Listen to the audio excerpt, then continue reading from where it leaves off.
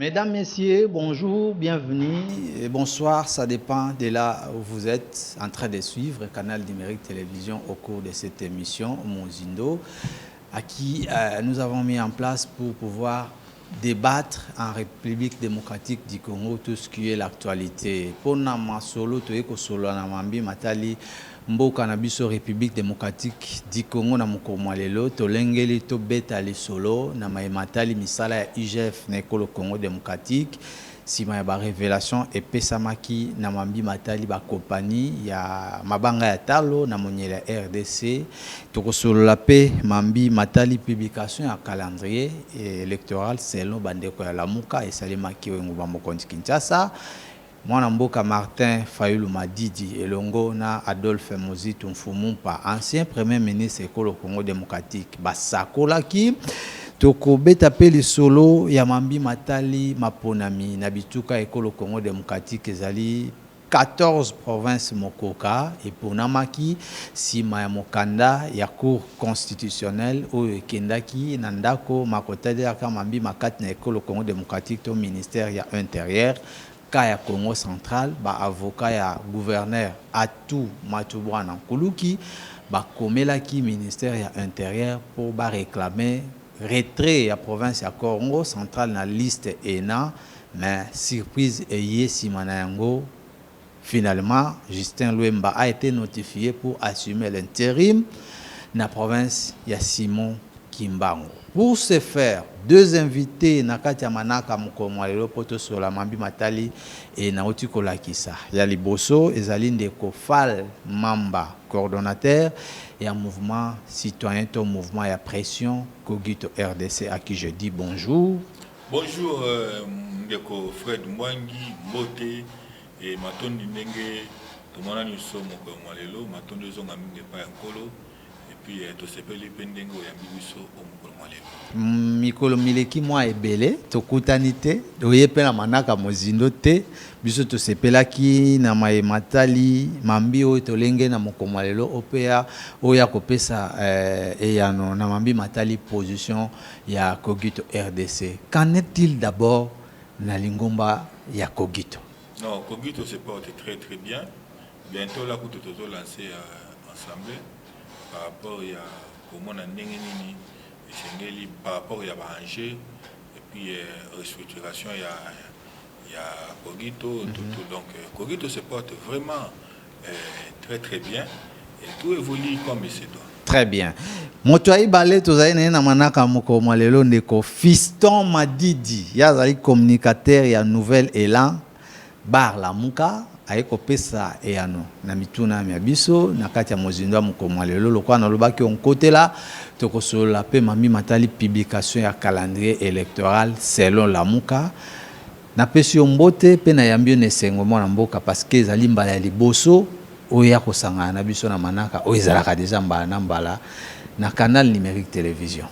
Mbote ndeko Fred pe na zali ko remercier yo pona ko kanisa Nouvel Élan par le biais ya mwana mboka Fiston Madidi na banzi ete ezali mbala ya liboso ya koleka na émission na yo pamba te ezali moko ya ba émission ezali kotalima pe tokozala disponible ya ko répondre à chaque fois okozala na posa ya koyoka oyo Nouvel Élan azali ko kanisa tokozanga te bomo ya nzambe tozali na yango kasi makasi ezali mingi te pamba te Congo ezali kokufa se kokufa batu bazali kokufa na este tokomi na habitude ya ko présentaka ba condoléances na bandeko na biso po ete avant hier ba bomi lisusu plus de 30 personnes pe lobby 14 personnes alors mutuna tozali komi tuna mikolo nyonso état de siège wana ezalaki décision moko politique.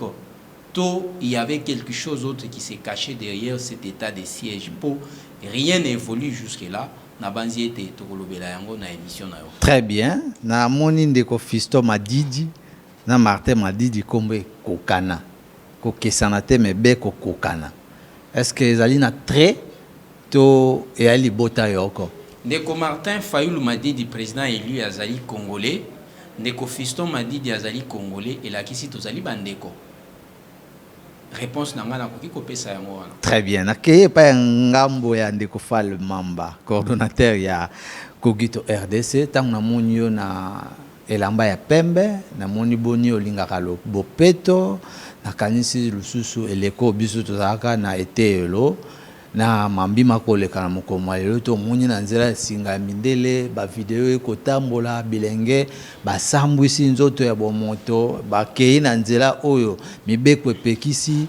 Est-ce que ekomaki pe na misu na yo lecture na yo ekozala lolenge kani na komona enseignement na ekolo Congo démocratique noki te soki batiki à lire oyo na ebite tokoloba nini na mikolo mikoya ezali avancer la technologie ou bien laisser aller ezali tete omoni makambo tolobelaki yango utaka soko ozali na bonne mémoire okomona na baintervention na biso nyonso récent na plateau na yo malgré que ça date tolobaki likombo oyo ya enseignement oyo ezali toujours que se rétrograder de plus en plus soki omoni ntango mwana mboka Willy Bakonga oyo babenga ntango nyonso azongisa yoyo ya bana azalaki nous avions déploré beaucoup de faits ce qui fait que ndeko Tony mwa bakoya aye parce que nous sommes sans ignorer que na cabinet ya ndeko Tony mwa baye à boire et à manger parce que actuellement on a du mal à croire que na ba cabinet commandé COP ce qui est le ministre libotane mobimande il faut étonner sikawana et ali passi est-ce que ceux qui liboté sikawana étonné na cabinet qu'est-ce que vous attendez baya ko sala musala comme il se doit to ba ebike nasa ate na inde couvert na ndeko na biso inde ministre o ya libor na biso ya lipetu na biso nzoka nde ezali bord ya l'état donc on est ya libor ya l'état lozo mona makambo e ko sala nini yali ko boma enseignement moyen enseignement sala nini etambola malamu kozate o biso position na biso yali nini yali ke tango bozo sala na res publique na auto ko benga gestion ya res publique il faut comme makanisi o ezali ko tombola ekolo et non makanisi ko zongisa ekolo na sima ozomona ndeti ba bosoto oyo kotala ngana tali biloko asalite wana te mawa bana oyo basali normalement bana na ifale bazala réprimander sévèrement pona kolakisa ndakisa na bana mususu batikali que pour agir boye vous comprenez pour agir oui parce que ezali attentat à la pudeur na niveau ya code pénal ezali infraction oyo ezali condamnable et oyo ezali pe réprimander avec beaucoup de sévérité. Donc bana on il faut côté les bango de façon que boté côté ya bana mususu mpeke kosala boye et ali mabe dès le coup surtout kokoloba mais aussi en ce qui concerne l'enseignement ça pose problème soko ko mona ndeko lokola Willy Bakonga aye na niveau ya ministère ya enseignement tango ya alaki na mopanza ide pesa ki na mosala te aleka ka avocat et puis motangisi alaki ko critiquer ndeko to ko benga ndeko papa ibi yoyo ya bana osomona lelo ndeko wana alite ye Willy Bakonga motazali siko okomona ça pose problème te o azali ezali ndeko Tony nde ali wana ça pose problème dans sa gestion aye awa affrontement directement na ndeko Alengeti cacophonie dans la gestion asuki wana te ozomona ke kozala na kati na esika wana on nous parlait na o etali palier ya paye ya ba enseignant palier à paye à enseignant, il fallait à la première palier, na deuxième palier. Mais il se pose un problème parce qu'actuellement, il parle directement à deuxième palier. Mais où est parti premier palier où il y a des qui mouninga. Mais na romona na koleka leka ka côté la kalinaka. Na mona ki yoko ya ba liste za ko circuler sur 300 000 bateaux il faut ba futama. Enfin o bakengela ki mambi matali tenafep na ekolo Congo démocratique elonga te te wana pe il faut que vérifier yango soki ya libosolo te et puis non seulement que vérifier so eza bosolo te il faut pe aussi kozala na lisu likolo ya mbongo oyo ezosala nini ezobima parce que comme on a déjà ndenge ndeko Tony mwa ba kotambola ya yu lokola et le comment quoi mabe ali ko batama na cc oza ko préparer ça ko se préparer parce que moni makele les ça y maraté ce qui est le comme mabe za na cc soko ko mona makele les salami ndenge makele sama ki na ndeko alingeti c'est que mabe ali na likambo te na kozongela yo ndeko fale mamba na pesa pe maloba epa ya ndeko Fiston Madidi oyo ayemba liboso na kati ya linaka eye na mambi matali matea to ete le nekolo Congo démocratique na mbalele kaka to monaka bandeko moko bazali bilenge ya moko ya ete le ezali pe côté ya boulevard du 30 juin pardon na 24 novembre moko kutu azali mwana ya moko molobeli bai peuple adwaki etumbu simanango batika ki e consort mbala oyo makambo ya mabe e ko bakisa malisusu koleka ngai natunaki motuna na ba auditeur mikoleki na radio na mambi matali enseignement école Congo démocratique soki politique nini ba gouvernement batie na esika pona ko lutter contre le chômage et pas ya bandeko bazolongwa na étape pona ko yemata na étape mosusu ba réponse epesama ki lolenge na lolenge et pas na yo tango mona ki bilili eye yanola ki lolenge kani na mambi matali matea to etelo nekolo Congo démocratique ndeko Fred ezali mutuna moko malamu mutuna malamu oyo ngai na moni esali ngai somo eloko ya yambo na koloba tika na koyeba ete mboka oyo ezali koluka développement na yango colonne vertébrale nango eza système éducatif na pour moi-même voilà na banzi obakisi mboka oyo ezali ko aspirer na développement pour développement ezali effectif esenga kete système éducatif ezala makasi kasi lelo soki o mituna soki tozui ba rapport oyo ya ba institution internationale ya minene utali tozakata na université moko te na 100 meilleures universités na Afrique ezakate tozali ata ba matisi bakie na 500 meilleures universités en Afrique université moko ya Congo ezali te pamba te université po ezala répertorié et ko senga nanu base ya bana eza malamu tant mwana zali na base ezali solide azali ko mata et saleli na bango et ko tinda ete basala ba recherche pe ba recherche wana ekozala appuyé par ba professeur yango komona bokoki kokota na liste ya ba rapport ezali ko salema eloko ya makasi ezali kozanga ezali nini politique na niveau national ngai awa nazali ko akize na ndeko ministre te oyebi yo ozali ko sala na canal numérique TV ozali na politique na yo te oye na yango donc ozali ko ya na chaîne tu trouves déjà une politique qui a été conçue biso to benga ligne éditoriale voilà oyo ko salela okozala contraire ya ko respecter politique wana mais tant mutu ezali na vision te alors batu nyonso bayaka na sima bazanga ka oya kosala bakobanda ko tâtonner na sala nini na tika nini donc lingo lo baloka na lopoto balobaka il y a pas de mauvais troupes kasi yango na lobi chef il y a que des mauvais chefs donc mokonzi tango azali na vision te parce que eloko na lobaka yango mikonyo so na banzi bandeko balanda biso les programmes tirent son origine dans une vision ezali lokola mai ezali na fui ya munene okoka komela mai na fui te kosenga oya na kopo opuize omela c'est-à-dire vision soki ezali programme ya gouvernement ekozala riche mais tant ministre aye bayebisi ndenge ezali boeza gratuité wana nazali ko paraphraser ndeko na ngai ko débatteur oya lobiba voilà ndeko fal tangu ministre aye bayebisi gratuité ezali ekosenga bo disponibiliser ba moyens na kokota na ba antivaleur otomoni ya bana basali kasi nalingi na kota na mama ya likambo tangu mwana azali ko kende na classe azali komona ke futur na ezali abstrait azali koyeba te soki na 6 classe na kosala nini po ete nazali na bandeko nanga ba 6 classe eloko ya kosala ezali te alors il peut se laisser faire akoki kosala nyonso tango azali ko kende na classe tango mosusu akoki se permettre azali kolala akoki kobanda otyate na telefone na ye po ayebi ete diplôme yango ata na zwi na ngai yango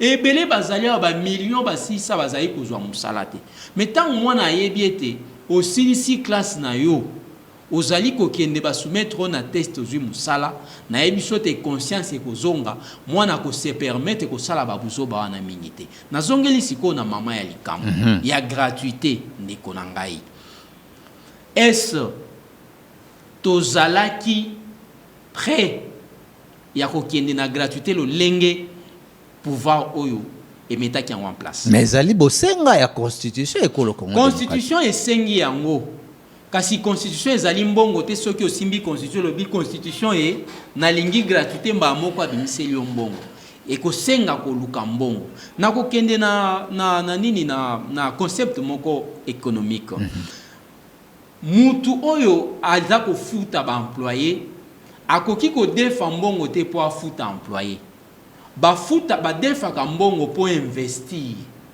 investissement nde ekosala ke mbongo eya po ozomisaka banyongo wana mbongo oyo bafutaka salaire eutaka na musala bozali kosala na production voilà tala sikoyo bandeko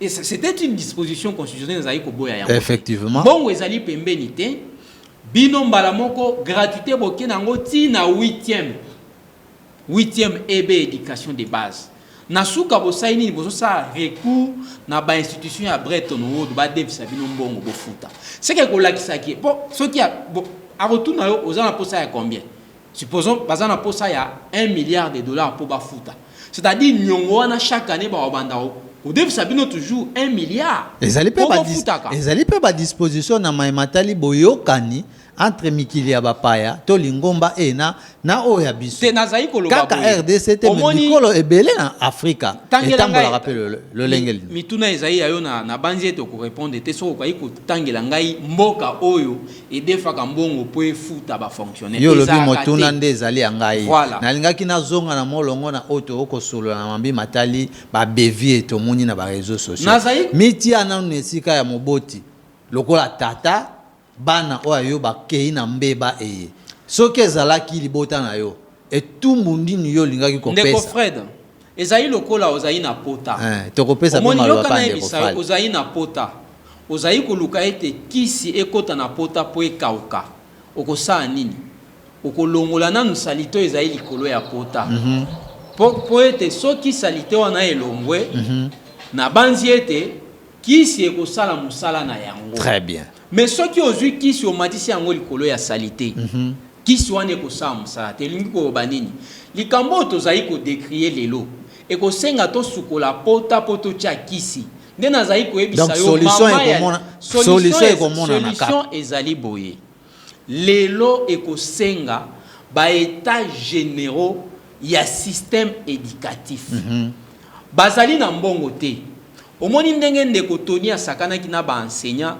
na début ya 3e trimestre ya année oyo 3e trimestre ebandaka na mai si je non tout janvier février mars c'est ça 1er trimestre avril mai juin 2e trimestre juillet nde 3e trimestre ebanda atai lokwa tokosi baenseignant mingi tika na kosa bango ayebisi na gouvernement boba kisela ba enseignant 100 000 francs likolo ya o bazwaka et c'est na début ya juillet ba pesa ki balobaki bobaki 6 mois no bosenga wana bokoki ko sala yango sans que sala makelele très bien na po ete tango sali bosenga wana ba enseignant ba yoki bango na bango babandi ko sepela na juillet bakobakisela biso 100 000 donc bakisi eloko bakambi na mambi matali ba bitelo na ekolo Congo démocratique ba na mosala penza monene nazai koyebisa yo système éducatif na biso na baya échelle. Très bien. Esika ezalaki ya kokufa pamba te régime oyo eye ko achever yango. Nakozonga ezali komona bana bakomi kosala n'importe quoi po bayebi ete diplôme yango nazali kolukata na zwi yango nakozwa nanga musala te. Il fallait procéder de la manière na buzoba o biso tomoni. Olobi? Il fallait to kena na buzoba. Nazali ko décrier yango. Tu encourages. Nakoki kondima te buzoba o esalemi. Très bien. Ezali mabe pe nazali ko dénoncer yango bana wana en tout cas il leur faut une sanction oyo eko kende pas seulement epana bango même na école pe ko landela ba oyo nyonso bazali na banzo ya noli penza na motuna na ngai na tuna ki motuna lokwa moboti etumbu nini okoki kopesa na bana bakei na bozoba natoni penza botondi na eyano oyo yo Falmamba ya akokamatani maloba tokenda nanu na monyela ekolo Congo démocratique tomonaki ba états généraux esalemi batie ba gouverneur militaire mais insécurité na ekolo Congo démocratique tozali kozonga ni kaka kobeta lisolo na yango pona kosenga kimia ezonga na monyele ena tozali na MONUSCO tozali na ba force de l'ordre ya makasi. Qu'est-ce qui se passe finalement? Est-ce que zali problème ya motivation, problème ya équipement ou bien politique ya kobundisa mongunya te sikoyo edwi nanu esika te? Merci beaucoup mwana mboka Fred Mwangi. Yali vraiment esengo mingi tango tokolobaka makambo ya mboka nde tokosolo etando ikeboe bato banso bazali na bisika bali bakoka biso parce que toyokobeta masolo na biso te contrairement na ndeko ya Martin Fayulu oyo tozana na plateau parce que ils sont de la même famille. Ndeko ya Martin Fayulu oyo tozana awa, vous allez voir que au lieu koloba uniquement makambu oyo tozo benga makambu ya mboka oyo ezali comment est-ce que toko faire avancer mboka, comment ko telemela mabe okomona ndeko ya Martin Fayulu oyo tozana Madidi okomona akoloba nini akoloba masolo oyo ebeta makana ba avenir na ba coin ba avenir. C'est ce qui va venir nous rencontrer si nous sommes très désolés quant à ça. Pourquoi?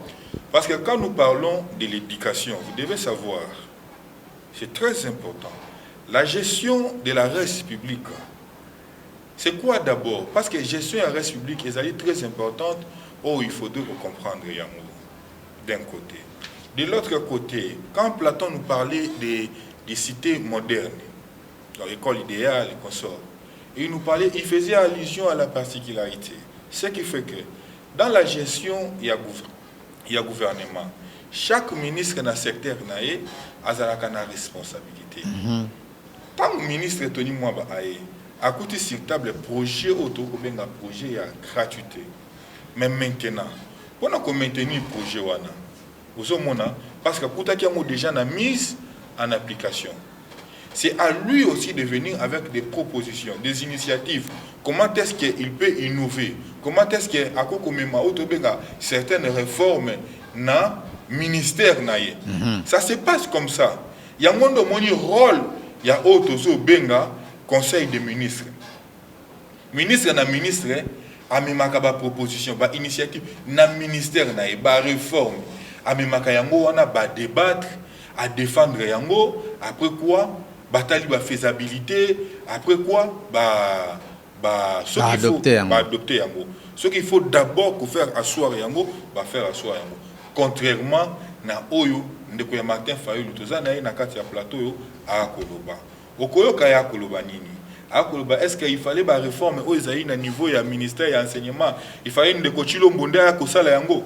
Moko mona kako buka lokuta makambo kolobo eza makambo ebeta makana ba coin ya ba veni o biso toko kondima yango te tango toko ya bato bana etandoike il faut bayoka makanisi nini tozana ngo pona kotombola ekolo contrairement na lokuta o ya monene makambo ezoleka na est biso tolobi nini pona question ya est mais c'est clair par rapport aux questions de l'est nous tozala qui contre parce que to sepela ki tende bazwa ki des anciens rebelles batie bango na tête il y a gestion, il y a la province wana. Tout ça qui contre to boyaki. Pourquoi? Parce que to lobby que bango balaki déjà ba rebelle. Ba yebi ndenge ni rébellion fonctionnaka. Même les bango de ba yebi zamba ndenge pesa. Na lobby boy. Na peso exemple. Omoni mwana mboka o lelo azali général chargé inspecteur ya FARDC. Ozo yeba ye kombo tango fort. Actuel inspecteur général ya FARDC. Azalaka rebelle. Tant Joseph Kabila atindaka ye na tactique na ye pour na ba kende ko teleme la rébellion et salimaka ya M23. Omonaka cacophonie et salimaka. Omonaka mayele mabe o et salimaka. Basalaka nini? Est-ce qu'a réussi ça ka? A réussi ça ka te. Ozomona akuyaka. Ba mandaki sa ba makambo et salimaka et sengeli air moko et servaka biso leçon d'exemple toyeba kozwaka ba décision o ezali ya malamu ndoyaki komona tango bazwi ndeko tango fort batie na résidence surveillée baye kobimisa ba Mamadou Ndala et consort. Mamadou Ndala azalaki na rébellion ni tango babimisi bafri lokola ba Mamadou Ndala o biso sorti le to bengaka ba héros national. Pourquoi? Parce que ba acte o ba Mamadou Ndala basalaki bazalaki ba makila frais, ils ont amené des innovations, ils ont combattu bana mboka basalaki musala. Mais des anciens rebelles wana aussi longtemps ba kozala na tête il y a deux provinces wana, ils ne feront absolument rien. Pour biso ne tozaboué, toza ko reconnaître bango na ADN ya ba rebelle. Parce que l'ADN ya rébellion et le monde na makila te. Alors il faut des réformes. C'était même le souhait. Voilà. Ce qui fait que, selon Bissot, au monde d'abord, dans la tête, il y a la province, il faut battre Bango à côté. Baluka, des 109 qui peuvent amener, à moins qu'il y ait des jeux cache-cache, on est en train de jouer avec la population. Mais si ça se fait avec franchise, on prend des 109, injecter Bango, il y aura quand même certaines avancées. Mais toutefois, tous allez côté les là-bas effort au FRDC ça allait causer la tête dans Mopanzi à est. Très bien. Vous allez toujours encourager Bango, mais aussi tous allez que senga été mokonzi mboka à ça la pas yo kapo obiso to koluba. Surtout au côté les melamingi ba deux chefs rebelles wana parce que bali na Aden il y a rébellion. To côté les là-bas. Très bien. Ndeko Fiston Madidi. Na tunaki motuna wana mambi matali ko sili sapenza bitumba na monyele est et le Congo démocratique, ce qui est allé likambo ya motivation. Quand je parle de motivation, je fais allusion même ba député batia ki mosolo to li futi na bango na ko bakisa solde et pas ba militaire au bazali na est. Na monaki batu bayaki basala ki ba caisse ya solidarité pona ko bakisa na solde ya ba mapinga et le Congo démocratique. Finalement, vous pouvez proposer quoi en dehors? Il y a des kofal mamba oye a aussi les brosser et tu reçois l'appel de solo à John Numbia pour la ninte. Des coffrets de na koyebisa na ndeko na ngai oyo azali ko débattre na ngai ete ba venu oyo azali ko sala allusion ezali bato bazali na mitu bazakanisaka bazali ko kanisa bazali ko sola na ba venu eza ba voyouté ezali batute oyo bazangi mitu basolaka na ba avenue. Moi j'aurais cru qu'il y a kotangelanga makambo mibale soit misato o nga na lobby eloba makana avenue kasi atangi eloko te. Tant nazali koya nazali na maîtrise ya domaine wana pe nazali koyebisa yo ete gratuité ezali moko ya ba disposition ya constitution. Kasi tokoyingela mingi te parce que to beti li solo ngo molai. Ezali likambo ya mutuya. Oyo bokoki ko entreprendre te par ba émotion ndenge bandeko basaela kiyango. Oyebi ndeko na vie soki ozali ko entreprendre ba projet et que nyonso ezali ko échouer, ozali appelé ya ko gérer te. Na lingi na tangela ndeko nanga mwa makambo banda pouvoir oyo ezali en place oyo échouer. Pena ya ko koma na état de siège na ebiso ke ezali échec. Ya azali komona batu. Mais il y a des révélations qui sont faites par les députés provinciaux, par la société civile au Ezali, na Ituri, pe na Nord Kivu. Mais, bazali ko projaka yango du jour les jours. Pambate bazali ko bio ke la te bato bazali sur place. Ndeko Félix Aye, quelques mois après, projet 100 jours, programme 100 jours, yé na yoka ki représenter le la juriste soko ko tuna azali mokambi ya kogito mokonzi ya mboka seul azaka na programme il y a 100 jours et c'est ça qui réussite échec pambate ezali projet nyonso ezaka na étape ya conception pe étape ya réalisation soko oye na projet olekimba moko na réalisation et que conception ezaki malamu te et que na d'échec en échec 100 jours échec. Toyeli Soussou, projet Chilegelou, échec. Tozali na mokapo ya monyele ese ko. Nazali ko kende nazali ko tangela o na banjo zali ko landanga malamu. Na ko landa yo. Ba téléspectateur pe ba ko landa. Ezali eloko ya liboso te ya pouvoir oyo échouer. Nde nazongeli na sima na tangela o déjà ba entreprendre ezali ko simba te.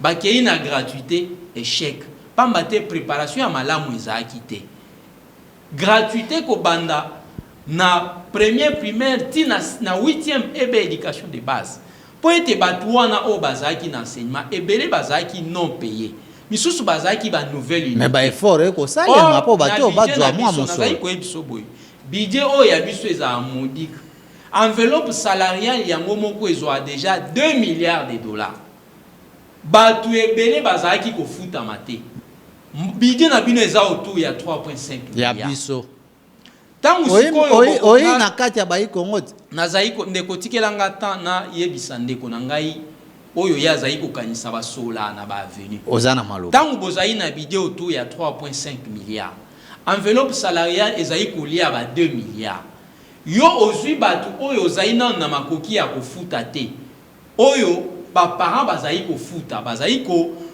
kozwa eloko oyo leta lingaki ya sa lokola azali na makoki te parents azali kofuta mbongo yo ozali kokotisa ozali komobiliser mukie po ete pression fiscale na biso eza autour ya 7%.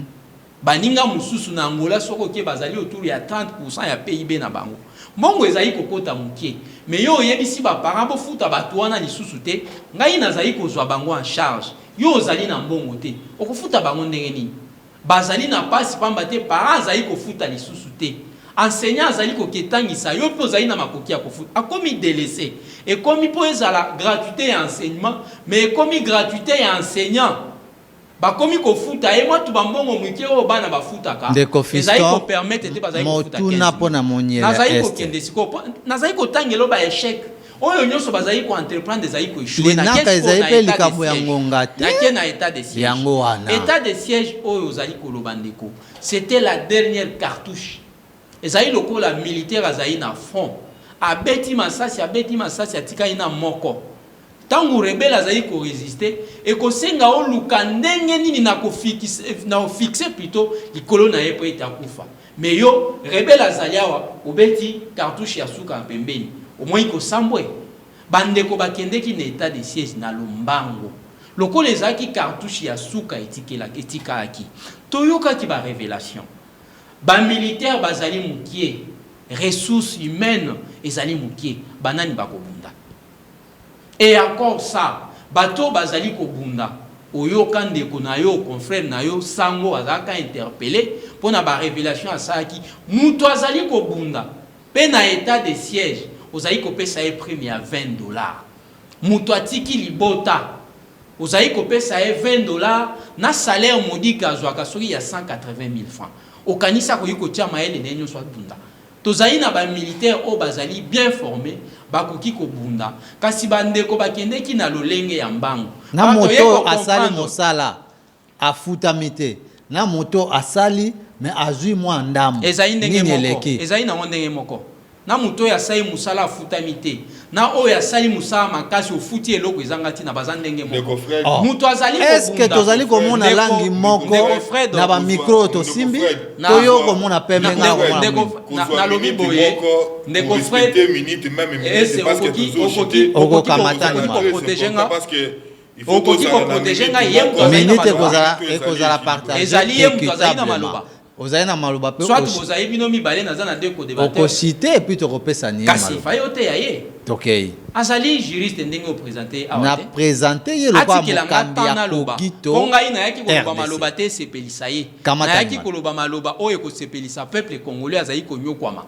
très bien ozali na maloba toye ko découvrir ete état de siège wana ezaki mascarade ezaki nango eloko mususu po toyoki ba révélation oyo confrère na bino Alain Foka asali sous un état de siège ezali na ba industrie minière plutôt d'ailleurs ça ba industrie pas matin na ba industrie ba compagnie minière oyo ezali ko exploiter nani ndeko moko oyo ya Jekamine na délégation mobimba bakei po bakoma kuna bazali ko yebisa bango ezala autorisation ya présidence ezali suffisante te yokana leloko wana sous état de siège bato bazali ko kende ko landela yi pareil ezali na exploitation illégale ezali ko salema délégation ekende compagnie américaine ezali ko yebisa bango oya na bino ya awa ata autorisation ya président ezali ko suffire te pe to kei ko yoka lisusu ba chinois bazali ko exploiter côté bazali ko exploiter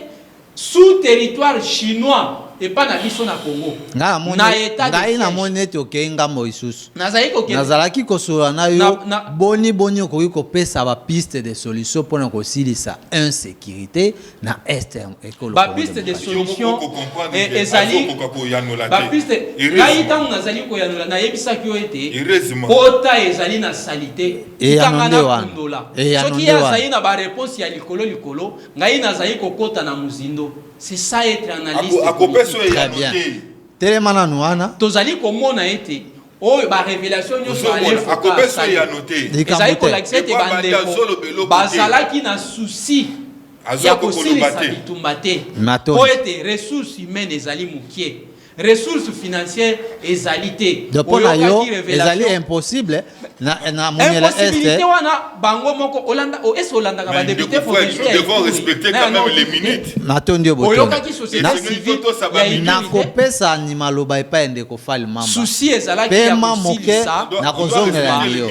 Souci ezalaki basala mwa mascarade na bango ba industrie ba compagnie américaine ba compagnie chinoise et continuer ko exploiter. C'est moi qui ai la police de débat et pourtant biso tozali na économie exclusive. Merci beaucoup. Tozali na domaine moko ezali ko pesa mwa mbongo ezali ba minerais mais bazali ko exploiter d'une façon illégale sous un état de siège. Madidi matondi mingi toyokani maloba soki ezali ya koloba eke esuki esengeli topesani pe maloba pa ya monkitani oza epempe na yo pamba te pa za na posa ya ko analyser lokwa yote tokopesani maloba na ebi ko oko rebondir mukeme ko kenda musika mingi te tokosola mambi matali élection na province ya Congo central o ezalaki décision ya cour constitutionnelle ezalaki transféré na ministère ya intérieur pour na 14 provinces oyo ba gouverneur bazala ki de Chine ba assemblée provinciaux ba mususu ba fundama ki na mégestion ba tout mususu ba fundami na ba incompétence et consort mais finalement province ya Congo central na moni ba lobeli andeko atuma tubwana nkoloki ba komeli ministère ya intérieur pona ko sengani na bango ba longo la province ya Congo central na liste ENA pambate batosi mobeko ya buku likonze ekolo Congo démocratique te fal mamba mokambi ya kogito RDC ayano liboni na likanisi ENA.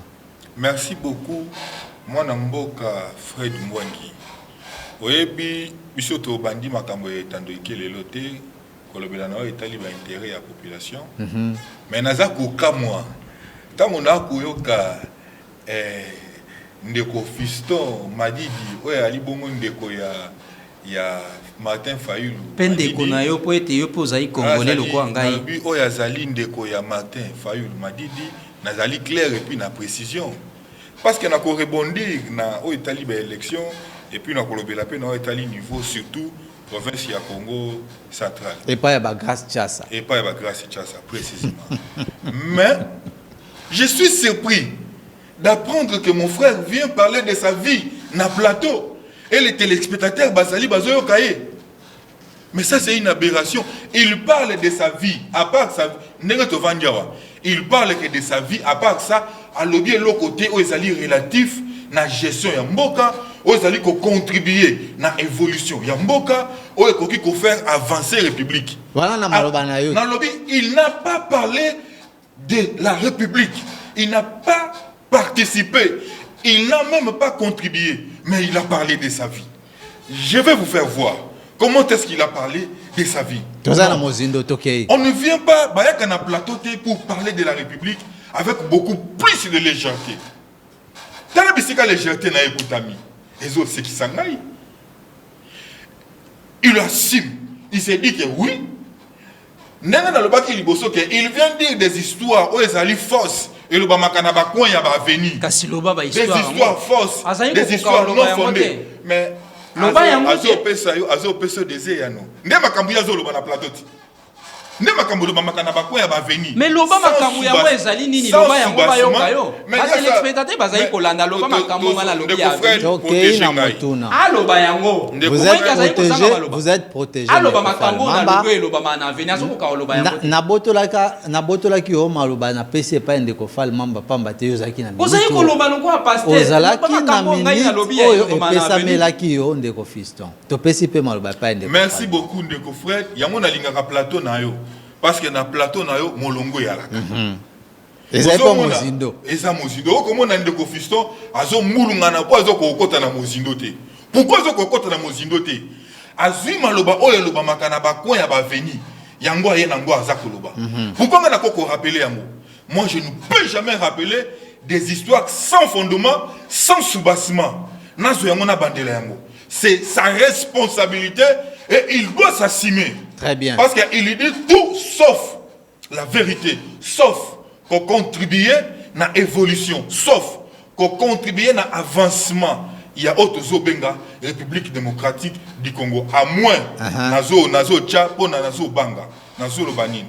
C'est que Toko Kota la peut-être origine naïe. Parce qu'il dit tout à haute voix. Sans pour autant donner sa participation, comment est-ce qu'on doit faire avancer la République. Côté fort, ça c'est une aberration, c'est inadmissible. Oh, bisous toko kondimate.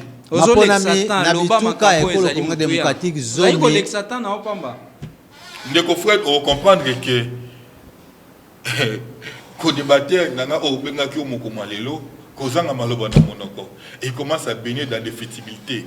Et il pense que moi j'étais venu ici comme étant son pasteur. Les Cambodgiens. Au plus mon pasteur. Il allait dire des histoires et moi j'ai dit amen. Non.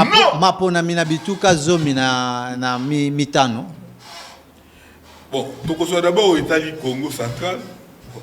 Et déjà, ceux qui beaucoup ma ponomie, il y a un gouverneur na niveau ya Congo central, aux Angi Kotanga Combo ya grâce Tchassa. C'est-à-dire parce que ce sont des jeunes qui ont boudi pour que ils à niveau du Congo central, ils à niveau de la République démocratique du Congo, tout le Makambo est alternance. Ça c'est des 1. Deuxièmement, ce sont des jeunes qui ont une vision clé. Comment est-ce que Bakoki peut émerger, comment faire émerger la province du Congo central. Où ils ont une potentialité. C'est ainsi que tu as encourager la candidature.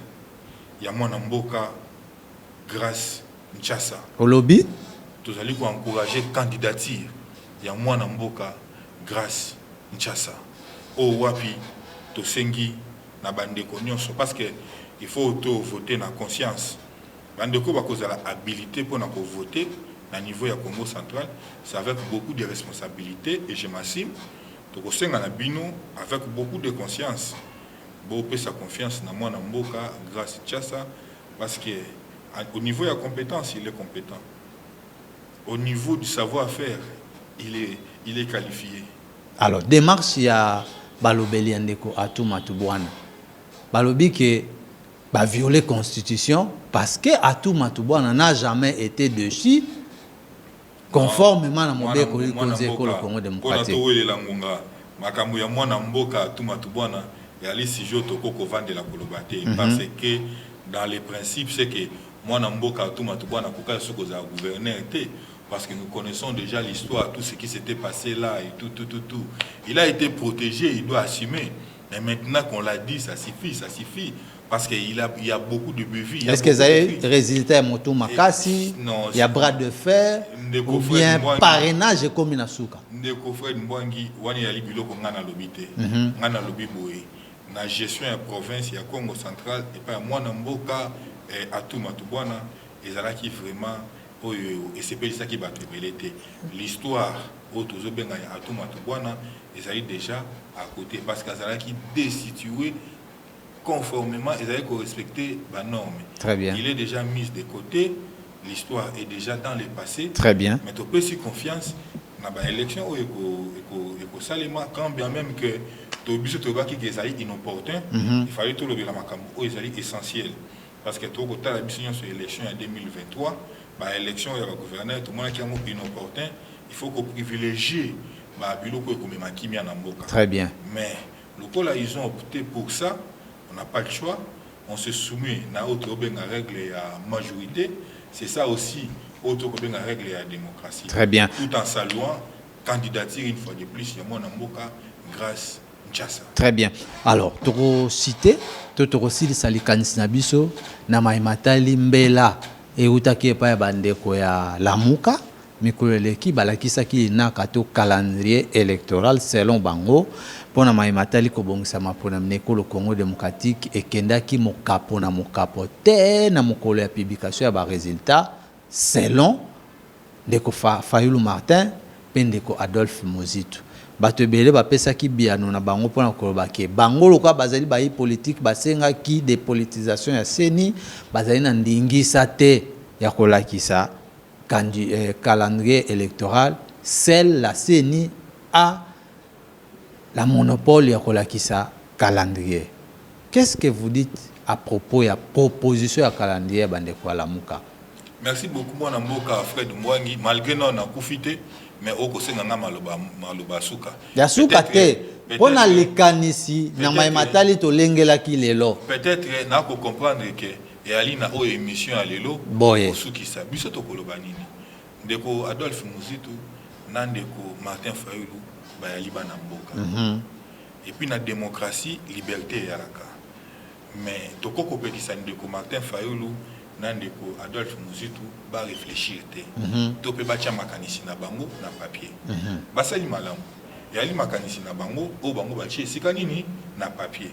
Mais nous disons seulement une fois de plus que organe habilité o ya pour publier calendrier électoral et puis ti na suka yali bongo seni. Toko ko déroger na règle te. Nous devons être rationnels. Na règle ba déroger akate. Et ça fait aussi partie na ba règle ya démocratie. Règle ya démocratie le bini. Le pique selon ndenge bache yango il faut respecter.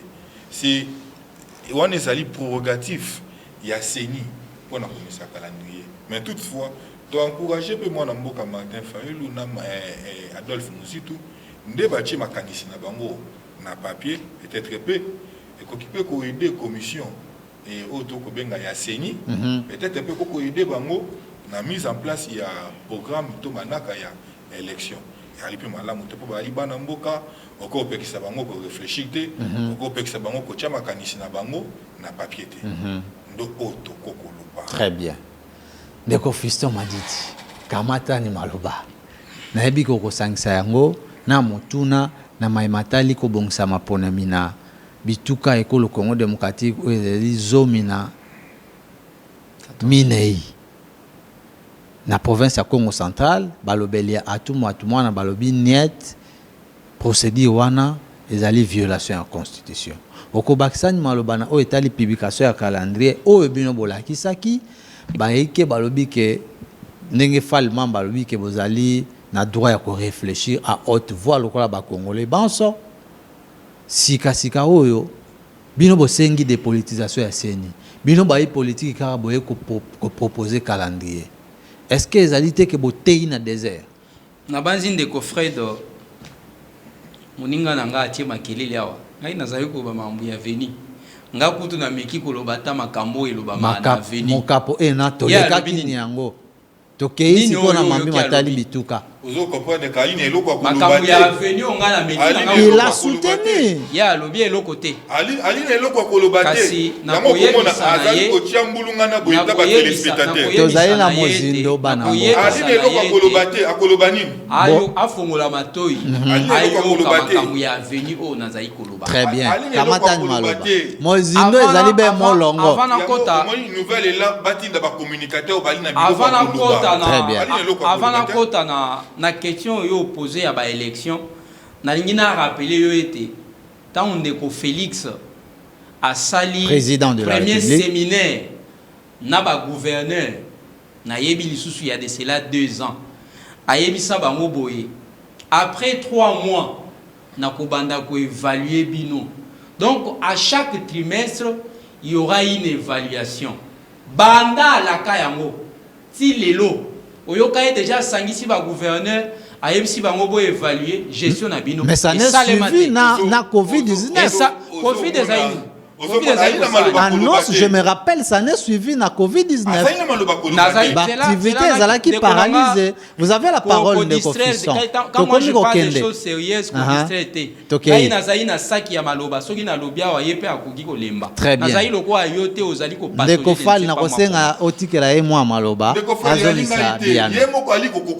Désordre oyo s'installaki na ba différentes provinces oyo tangi batu ba installaki yango ezali bango moko bandeko ya UDPS ndeko oyo yo tangi atu azaka destitué na Assemblée nationale. Cour constitutionnelle, Assemblée provinciale. Très bien. Assemblée provinciale a destitué. Et écouta d'ailleurs de part Yandeko Azaki, président de l'Assemblée provinciale, il y a Congo central. Pierre Matoussi, là, Anatole. Cour constitutionnelle a confirmé destitution. Mais Banda Wanati Lelo, Ndeko Atou a commis plus tout puissant qu'avant. Pambate, Manton na Ezaki Nani. Il paraît, quand on est au Yaouti Kokende. Ce qui est là qui à l'époque ministre et intérieur, ministre et intérieur, comment quelqu'un peut venir dire à la télé il paraît? Comment il paraît? On ne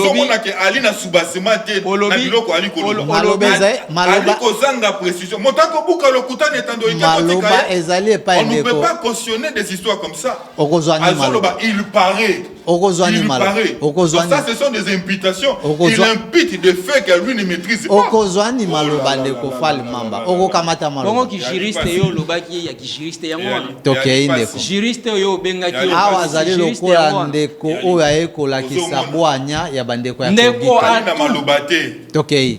Destitué dans l'Assemblée provinciale, confirmé dans la Cour constitutionnelle. Banda wana soki to compter mikolo tozali ko kende na deuxième année. Azala gouverneur. Nani a protégé. Ezali lokola mutu aye abuki mi ye moko atongi yango. Biso to betele maboko te. Bango mutu ba entretenant qui désordre. Soki lelo ba moni était désordre les cas qui tika tozonga na nzela, bazonga na nzela. Kasi ngai nazali ko pesa ta chance moko na ba gouverneur wana te. Na yebisa ki au départ que tangu politique ni national ezali ko patauger ba oyo nyoso bazali na se ba kozala na eloko moko ba kolanda te pamba te nzela ezali ya kokomba malamu te démarche ya balobeli ya ndeko atu balobi ezali violation ya constitution. Mais ce qui tokie na constitution nani ya ko isa gouverneur ezali assemblée nationale provinciale. Vrai ou provincial plutôt tala nazali ko kinekana vrai ou faux. Assemblée provinciale nde azali na habilité à koko isa gouverneur.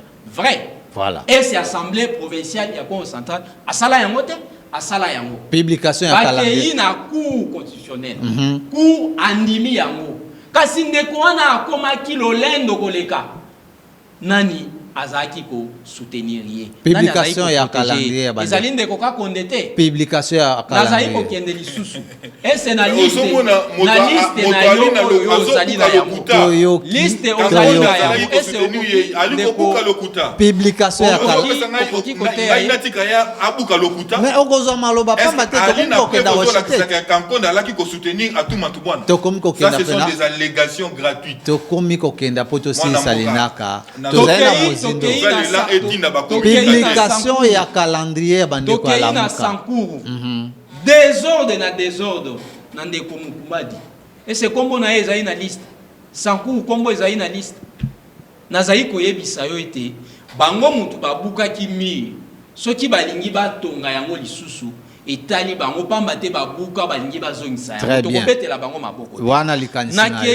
Publication ya calendrier. Na publication yaka otuniete mutu oyo azali habilité ya kosala calendrier ezali seni toboyi yango te pamba te tobengaki yango proposition ya calendrier électoral ekoki kondima topete yango nazali kokende avant na lobela makambo ya calendrier lamuka assassinaki ba objectif parmi lesquels ko réformer ba domaine ya vie ya mboka po to mona ki Congo ezali stagnant. Oyo ndeko Lokundula Christophe si asalaki. 1960 crise ya illégitimité s'installa. Et puis crise wana et boti conflit éternel entre Congolais et ezali nani azali na ningisa. Ndeko frère quand tu as ngai ba question ya vrai ou faux. Moi j'ai fait l'analyse pona ya kokoma esika ya proposition ya calendrier. Kenda na mwa lombango pamba te to komela suka. To sala ba réforme. Ba réforme wana po to sala yango.